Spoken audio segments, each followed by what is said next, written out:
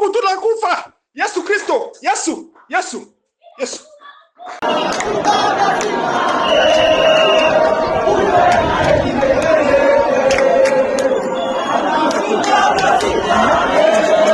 bishobora kumusimbuza hariya igafata undi muntu ikamuzana kuri pressure ya wazalendo, bishobora kugaragaza leta nk'inyantege nke.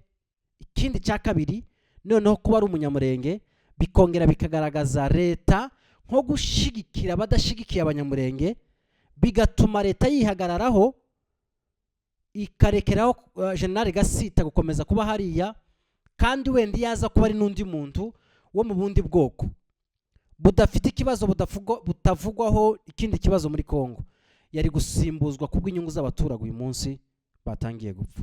Tic tac, vuba. Tic tac. Tic tac, tic tac, tic tac. Tic tac, caméra cachée.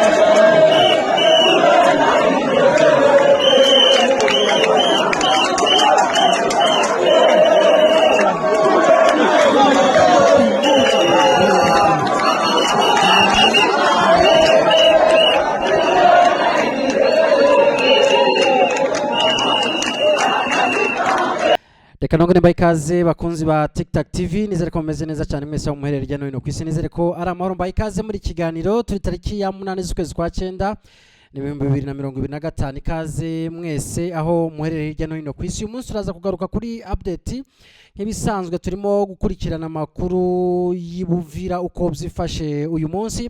N'umunsi ugira gatandatu umujyi wa Uvira urimo kuberamo imyigaragambyo. N'imyigaragambyo yatangiye uyu mujyi nta muntu n'umwe wemerewe kugira igikorwa na kimwe akorera muri uyu mujyi wa Uvira usibye ibikorwa bijanye n'ubuvuzi nka hopitale, ubwo ndavuga centre de santé n'amafarmasi, bisanzwe ibikorwa byose bifite aho bihuriye n'ubuzima cyangwa se ubuvuzi, ariko ibindi bikorwa byose muri rusange by'ubucuruzi bikaba byarahagaritswe kuva n'akazi rimwe. Ubwo no kuvuga n'akazi rimwe nk'uyu munsi, iminsi 7 irashize ibingibi bitangiye. Hanyuma ibingibi biragaruka n'ubundi kukuba aba bazalendo badashaka General Gasita nk'umuntu watumwe na FARDC cyangwa se na leta ya Kongo ahangaha gukorera Ibuvira. Ni mu gihe n'ubundi yarasanzwe ashinzwe operation muri Sud Kivu yose muri rusange, ariko nyuma yo gufatwa kwa Bukavu byabaye ngombwa ko bamutuma Ibuvira nko kuja kuhakorera nk'ibisanzwe akazi yaramaze iminsi yarahawe. Abazalendo baravuga ibintu bibiri. Wazalendo mu mvugo yabo baravuga ibintu bibiri. Impamvu badahuriza ku kintu kimwe nuko wazalendo burya nabo n'abantu bahuye bakitwa iryo zina wazalendo, ariko basanzwe bahuriye mu magroupe atandukanye. Bamwe ngo naba bandi naba baravuga ibintu bibiri. Ikintu cya mbere baravuga ko badashaka umututsi kuba yaza kuyobora hariya muri Uvira. Icyo ni cya mbere, icyo ni igipe cya mbere kibivuga gutyo. Igipe cya kabiri kikavuga kiti ntidufite ikibazo n'umututsi, ahubwo dufite ikibazo nka Gasita watsinzwe mu duce dutandukanye. Bamwe baravuga muri Nord Kivu, ariko mu by'ukuri ntabwo yigeze akorera muri Nord Kivu. Abandi bakavuga Batoya yakoreye muri Bukavu Batombe ashinzwe operation ntacyo yakoze. Bati rero kuza hano muri Uvira ntabwo ari buhamara iminsi 2 Uvira aba nawe yabaye Tombe. Abakabiri nico bangira Olivier Gasita, ariko ku munsi w'ejo bundi na gatanu FARDC binyuze mu muvugizi wabo Sylvain Kenge yaravuze ati wazalendo bagomba gutuza Gasita, nta kintu na kimwe tumwagiriza mugani w'abarundi. Bati nta kintu na kimwe tumushinja, muri maka kazi kiba aragakora neza. Ati turabizi, ati iyaza kuba akazi kiba atagakora neza uyu munsi yari kuba nawe ari gukurikiranwa kimwe n'abandi batandukanye barimo gukurikiranwa, barimo na titirere wiwe de rejo cyangwa se chef de rejo, commandant rejo wa Sud Kivu. Uyu munsi nawe arakurikiranwe ari muri prison.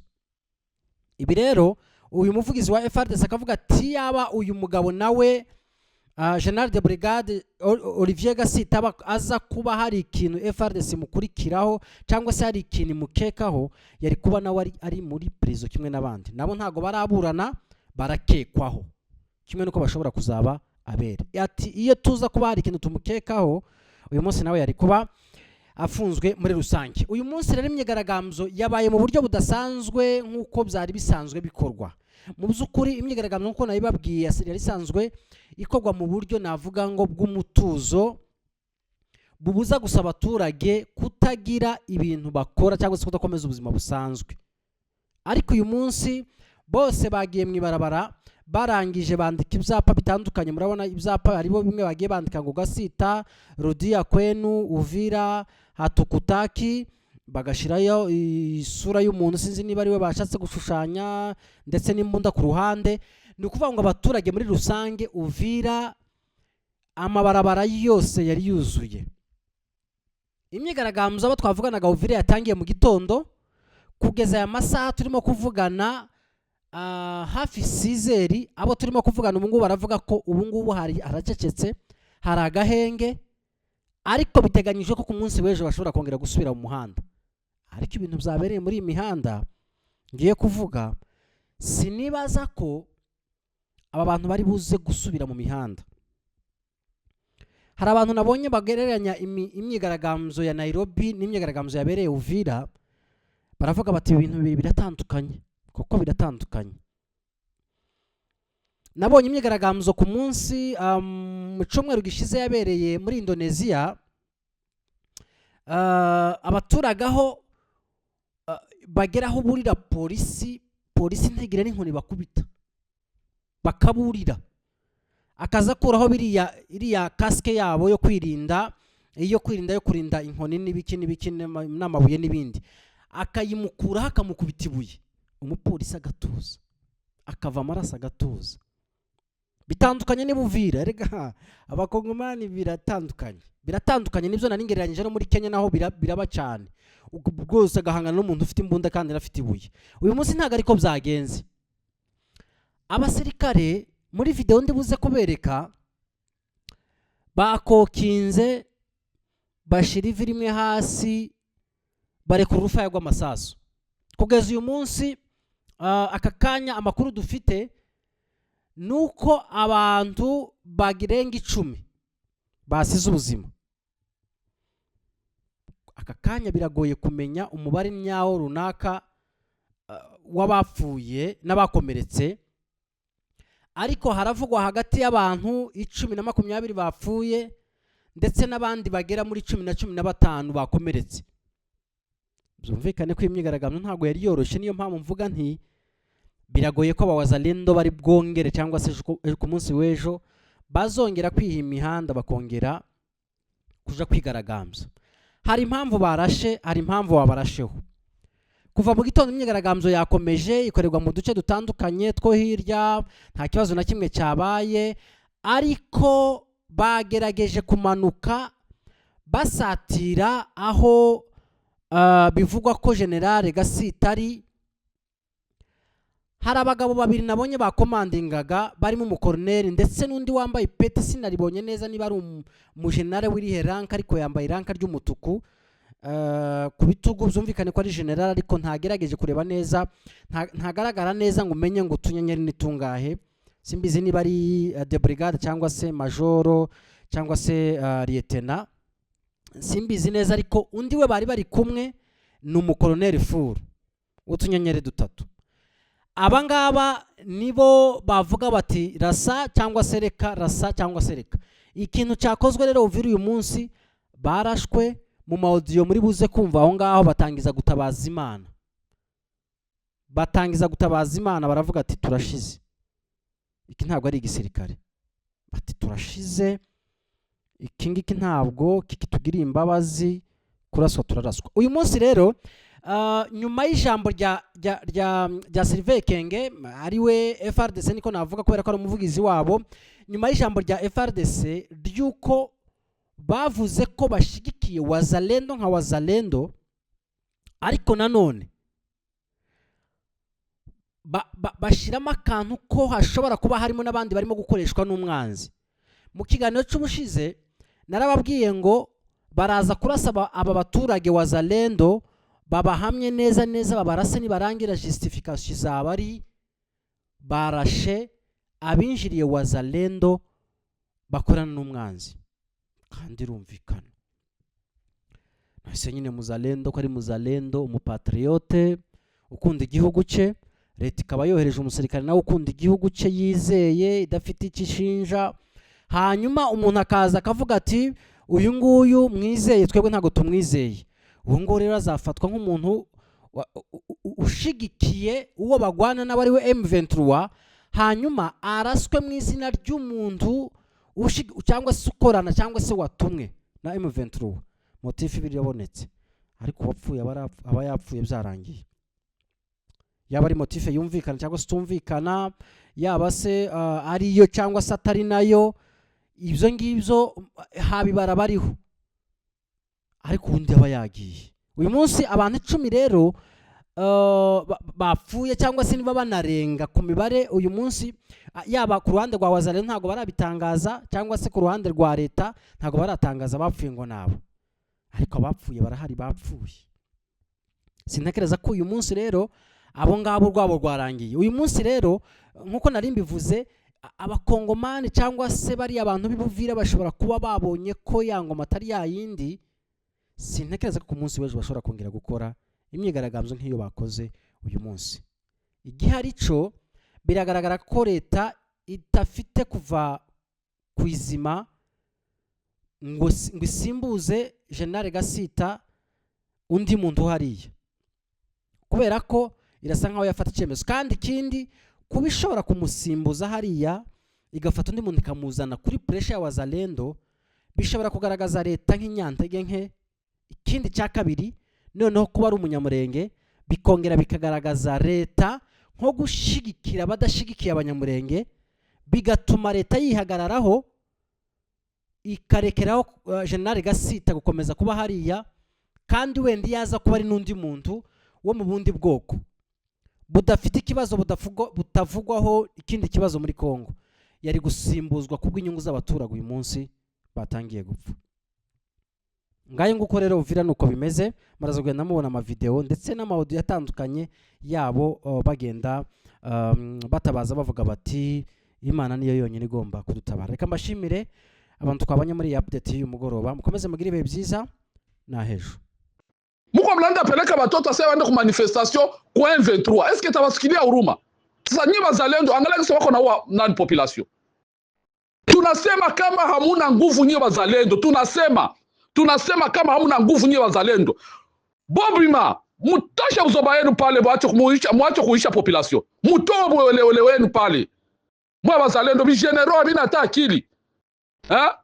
Bi general kama 20 de plus mnani mzone ya Fizi na zone ya Uvira. Mtu mmoja iko na bangaisha jua nini? Mzoba gani mnakuanga nabo nyi wazalendo? Tuko na contribuer franga yetu zinabafikia mie kule mweye. Na marwala tuko na bapati amko mnasikia. Tushawaambia negotiation ya malizaki vita. Manifestation haiwezi mtoa ule mtusi pale. Mwa mko mnasikia mwa wazalendo mwe. Mbona mtawisha watu bigenero benye habina siyo kabili tokaka wapi mapori, kabili tokaka wapi atuyui. Kisha mnajiita mko ba genero. Mko nawisha population haya hivi. Mwa mnatumana population iende fanye marche mbele ya M23. Eske batawasikilia huruma? Tunawaambia wazalendo hii population yenye iko nakufa mtailipa. Tushawaambia hivyo mtalipa ile population yenye iko nakufa. Ndio hatui kazi yenu pale mzoni ya Uvira mko nafanya. Kama mnaona Gasita na washinda, hamna akili ya kusema sasa mudirije nani? Mudefendre nani bulongo yenu? Mutoke M23 epite. Ujiunge basi na nani na warebele, mwende nyi wote muache mtuachie mzoba yenu pale mko nawisha population. Mtu mmoja iko na bangaisha. Bangekuwa watu watano ingefanya nini? Mingekuwa hii. Manifestation. Mutalipa wale batu nye bazalendo, mutalipa wale batu wenye wako nakufa tuko nawaambia hivi. Juu ya buzoba yenu mtalipa wale batu, tunasema hivi, nye bazalendo mtalipa wale batu. Juu tunaona buzoba bunakuwa wingi sana wa bazalendo. Muko mnalita wa general tu, bamwa ba ya kotumba watoke kule siyu, ba ya kotumba watoke kule Mabembe, muko mnakia fa marenyo za nini? Bulongo libwenu. Muko complexe na bulongo yenu juu ya nini? Muko intimide na bulongo juu ya nini? Na bulongo yenu. Gouvernement Kinshasa isha jionyesha wazi kama haiko na nyie mujidefendre mwe peki. Hamuko mnasikia wewe tuko nawaambia, mnapenda babaambia haya ba general. Baba bazima washa zeeka mlipita ku masomo na wengine wakupita ku masomo. Siyo uzoba gani mko mnafanya mko na uisha population. Tusha baambia manifestation haiwezi mtoa ule enemy ule mtusi haiwezi mtoa. Hamuko mnasikia. Kama mnaona mnashindwa hamna nguvu, muache M23 ipite acho kutuia watu. Ipite yake jende yake bando mtoa ule vyo akitu au ule mnayala mavi swandi zangu president wenu ule. Tunachoka na mwe wazalendo mwa. Tulishawaambia mwende mupigane na FRDC pale mtuto kwa mtuto ndio mkamate ule bwana. Hamuko mnasikia. Angalia kisi wako na huwa population. Angalia kisi wako na huwa population. Muko wapi wako na huwa population hivi? Ya kuplase neno kwa raia ya Uvira. Karibu. Uvira tuko! Uvira tuko! Kulitonga banani! Kulitonga banani! Sawa, mimi nasimama hapa kwa jina la General Mfalme Nyerere. Mimi ndio nasimamia kikundi chake kama president. Kwa kweli hii hali imetufikia Uvira ni hali ya maajabu sana, wale ya kushangaza. Juu Uvira tuko na wagenerale wengi Mkongo, lakini guvernema yetu imechagua tuletee Mnyarwanda tu hapa Uvira. Na ile tumesema hatuko tayari kupokea Mnyarwanda Uvira. Kwa hali yoyote watu wa Uvira, kesho tuanze Kavivira mpaka tusema mtu kupita akose kwa tapita. Awaki kama njia inafungwa yote. Sasa na mimi naikala Kiliba. Lakini nimesema nifike hapa leo ni participe kwa hii mazungumzo ya kesho. Na kusimutia kwangu tunaomba wale wa motari waingana pita na moto kila wakati. Tutafunga na sisi Kiliba.